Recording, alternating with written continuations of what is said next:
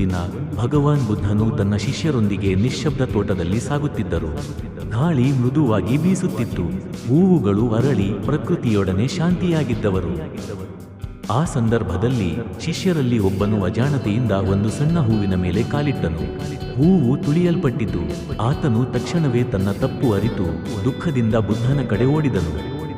ಅವನು ಕೈಕಟ್ಟು ಮಾಡಿ ಕೇಳಿದನು, ಭಗವಂತ, ನಾನು ತಪ್ಪು ಮಾಡಿದೆ. ಈ ಹೂವಿಗೆ ನೋವು ಕೊಟ್ಟೆ. ನಾನು ಶಿಕ್ಷೆಗೆ ಪಾತ್ರನಲ್ಲವೇ?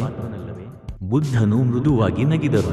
ಮಣ್ಣನ್ನು ಕೈಯಲ್ಲಿ ಹಿಡಿದು ಹೇಳಿದರು, ಈ ಮಣ್ಣು ನೊಣದಂತಿದೆ, ಆದರೆ ಇದೇ ಬೆಳವಣಿಗೆಯ ಮೂಲ. ಹಾಗೆಯೇ ನಿನ್ನ ತಪ್ಪುಗಳು ಕೂಡ ನಿನ್ನ ಬೆಳವಣಿಗೆಗೆ ಪಾಠವಾಗಬಲ್ಲವು. ಆ ಶಿಷ್ಯನು ತನ್ನ ತಪ್ಪಿನಿಂದ ಕಲಿತನು. ಪ್ರತಿಕ್ಷಣ ಧ್ಯಾನದಲ್ಲಿ ತೊಡಗಿ ತನ್ನೊಳಗಿನ ಗುಣಗಳನ್ನು ಬೆಳೆಸುವಲ್ಲಿ ತೊಡಗಿದನು. ಕಾಲಚಕ್ರ ಕಳೆದಂತೆ ಆ ಶಿಷ್ಯನು ಬುದ್ಧನ ಮಹಾಶಿಷ್ಯರಲ್ಲಿ ಒಬ್ಬನಾಗಿ ರೂಪಾಂತರಗೊಂಡನು.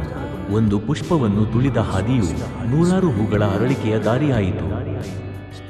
ತಪ್ಪುಗಳನ್ನು ಕ್ಷಮಿಸಿಕೊಳ್ಳಿ, ಆದರೆ ಮರೆಯಬೇಡಿ. ಅವುಗಳ ಪಾಠಗಳಿಂದ ನೀವು ಬೆಳೆಯುತ್ತಾರೆ. ಪ್ರತಿಯೊಂದು ಎಡವಟ್ಟು ಬೆಳವಣಿಗೆಗೆ ಬುನಾದಿಯಾಗಬಹುದು.